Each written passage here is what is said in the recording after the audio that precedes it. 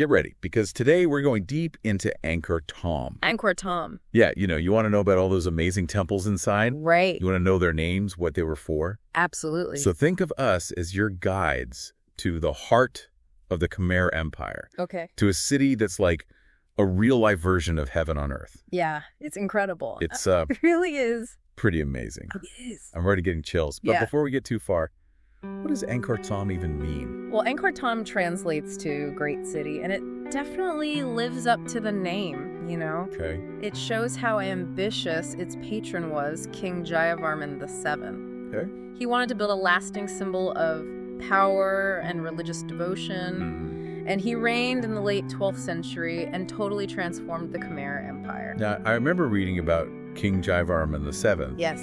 He was a devout Buddhist, which was unusual for a Khmer ruler then, right? You're right. Most Khmer kings before him followed Hinduism, but Jayavarman VII's devotion to Buddhism, it really shows up everywhere in his reign. Yeah. There's an inscription, the Yehom inscription, What? which Yeah. compares him to Buddha himself. Wow, that's Yeah, a pretty bold statement. it is. Makes you wonder, how his subjects saw him. Yeah. Did they think he was a god king or? It's possible. Yeah. It's possible, but what's really interesting is that he wasn't all about these grand shows of faith, Uh-huh. He really cared about the well-being of his people. Yeah. He had hundreds of rest houses and hospitals built across the empire. So he really. He put his beliefs into action. Yeah. He really did. Wow. And there's this other interesting thing. Okay. A lot of the sculptures show him in simple clothes, Uh-huh. bare-chested, almost plain looking. All right. But then he goes and builds these massive, impressive projects like Angkor Thom. Okay, so I'm picturing this complex guy. Yeah. This really devout but powerful king. He decides to build a great city, this reflection of the whole universe. Uh-huh. So how did he design Angkor Thom? Well, Give us the tour. okay, imagine a perfectly square city enclosed by a moat and huge walls. Okay.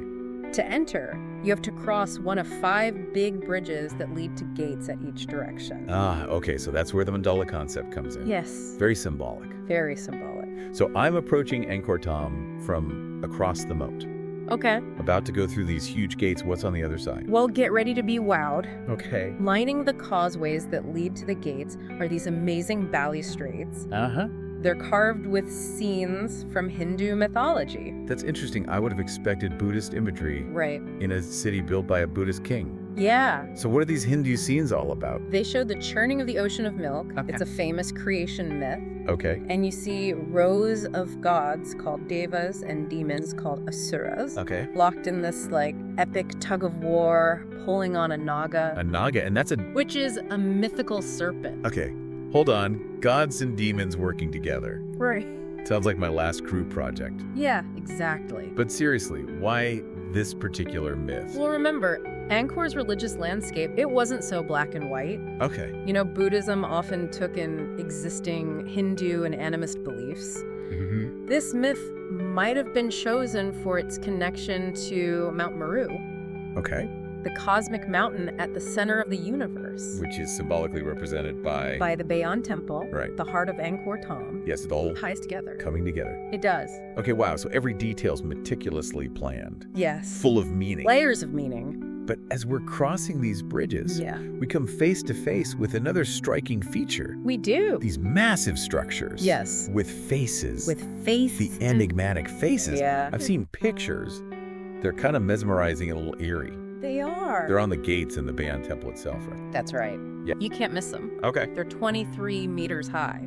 Wow. Each tower has 3 towers on top, Okay. and each of those is carved with 4 faces looking out in all directions. So who are these faces supposed to be? That is the question. Yeah. That has puzzled scholars for centuries. Are they gods, kings, or something else? Some people think they're Avalokiteshvara, Okay. the Buddhist bodhisattva of compassion. Right. Others think they might be Vajrasattva, a tantric Buddha, Okay. or even Brahma and Shiva from Hinduism. Uh-huh. Some even say it could be King Jayavarman VII himself. So it's like a giant jigsaw puzzle It is. with clues pointing everywhere. Yeah, But maybe that's the whole point. maybe. Maybe it's supposed to be ambiguous, Right. reflecting the complex beliefs of the time. Yeah, it reminds us that our modern need to put things in neat categories sometimes misses all the nuances of history. Okay, so we've crossed the moat, gone through those imposing gates, Yep.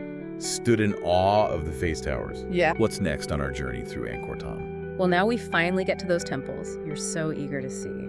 Yes. But first, we have to navigate the city itself. Okay. Let's imagine what it would have been like to wander these streets centuries ago. Lead the way. Okay. I'm ready to explore the heart of Angkor Thom and uncover the secrets of its temples. Let's go. So imagine you're walking down this wide paved avenue.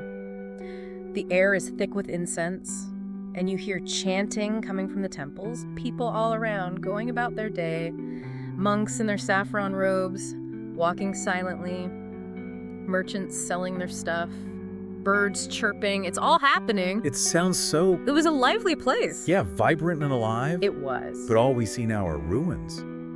It's hard to picture it like that. I know, it's true that what we see of Angkor Thom now is mainly stone. Yeah. The wooden buildings, houses, markets, they're long gone. Yeah. But luckily, we have accounts from people who saw it in its prime. You mean like Zhu Daguan, the Exactly. Chinese diplomat who visited in the 13th century? Yeah, his writing is amazing. He described the city in such detail. Like, he talked about gilded balustrades, banners in the streets, palaces covered in gold. It gives you a real sense of how grand it was. It really does. It makes you realize how ambitious and massive it all was. Yeah.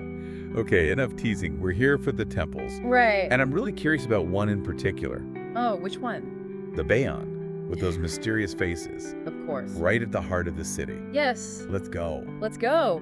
The Bayon is probably the most famous structure in Angkor Thom. It was King Jayavarman VII's state temple, Right. so it's really tied to his beliefs and vision. Okay, and given how devoted he was to Mahayana Buddhism, Yes. I'm guessing the Bayon wasn't just a building. Yeah. It had a deeper spiritual meaning, right? Absolutely. It was definitely a place of worship, Mhm. but some scholars think it was also meant to represent Mount Meru. Mount Meru, that mythical cosmic mountain we talked about. That's right.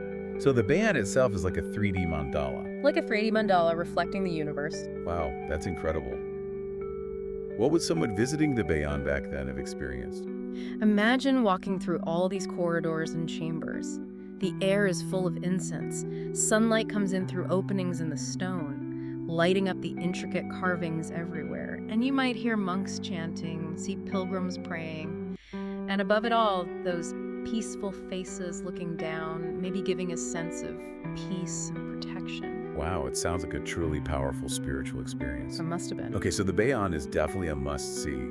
What about the other temples in Angkor Thom? Any hidden gems we should check out? Oh, there are so many amazing temples to see. Like there's the Baphuon. The Baphuon. It's a massive temple mountain that was actually built before Jayavarman VII. Okay. It was dedicated to the Hindu god Shiva, and it would have been covered in bronze. Can you imagine this shining golden structure rising above the city? Wow, that's hard to even picture. I know, it sounds legendary. But this was before our Buddhist king, so were there Hindu temples in Angkor Thom even after it became a Buddhist city? Yes, remember, Angkor's religious landscape was really complex. Right. The Baphuon was still an important religious site, even as Buddhism became more prominent. So we have Buddhist and Hindu temples together in this city, designed as a Buddhist mandala. It's really interesting. Yeah, it really is. It challenges our modern ideas about religions being separate. Mm-hmm. What other surprises are there? Well, there's Phimeanakas. It's Phimeanakas. got this interesting pyramid shape, and it's thought to have been used for royal rituals. Some people even believe it was a private sanctuary for the king. A private sanctuary within a city that's a cosmic representation. Exactly. Layers upon layers of symbolism. What else? All right, how about a little mystery? Okay. There's Prasat Suor Prat, a line of towers along the royal plaza. Scholars still debate what they were used for. Were they watchtowers, shrines, something else entirely? Ooh, a historical puzzle. It's a good one. Okay, we can't leave Angkor Thom without seeing those. Right. What else should we see before we go? Oh, we can't forget the Terrace of the Elephants. This grand platform with carvings of elephants, it's believed it was used for royal ceremonies and processions to show off the power of the Khmer Empire. So this is where the king would have appeared before his people. Exactly, makes sense. Right. It does. What about the Terrace of the Leper King? That name always sounded a little ominous to me. It's not as bad as it sounds. Okay. The Terrace of the Leper King has this striking statue, probably of Yama, the god of death. Okay. But it's not meant to be morbid, more like a reminder of the cycle of life and death, a theme that you see throughout Angkor Thom. It seems like every structure in Angkor Thom has so many layers of meaning. It does. From the biggest temples to the smallest carvings. It's amazing how much history and symbolism is packed into one place. It really is, and we've only just scratched the surface. I know. But if you had to pick just one thing to take away from our exploration of Angkor Thom, what would it be? For me, it's the sheer ambition of it all. King Jayavarman VII, he didn't just want to build a city. He wanted to create like this whole microcosm of the universe to show his beliefs and what he wanted to achieve. Okay. It's like he was saying, this is how the world should be. Organized, balanced, full of compassion. It's a powerful idea, and it makes you think about what it means to be a leader. Yeah. Jayavarman VII, he didn't just see himself as a political ruler. Right. He was a spiritual leader, protector of his people, guardian of cosmic order. Yeah, like he saw Angkor Thom as this giant teaching tool. Right. A way to share his worldview, not just with the people then, but with future generations too. Exactly, and that's what it's become. Centuries later, we're still here, amazed by its grandeur, figuring out its symbolism, Right. trying to understand the mind of the king who built it. And it's not just about Jayavarman VII. It's about the artistry of all those architects, sculptors, laborers who made his vision a reality. Yeah. It's about the stories of the people who lived and worshipped there. Angkor Thom shows us human ingenuity, devotion, our fascination with the cosmos. It's true. It makes you wonder, what will people say about our cities centuries from now? Yeah. What stories will our buildings tell?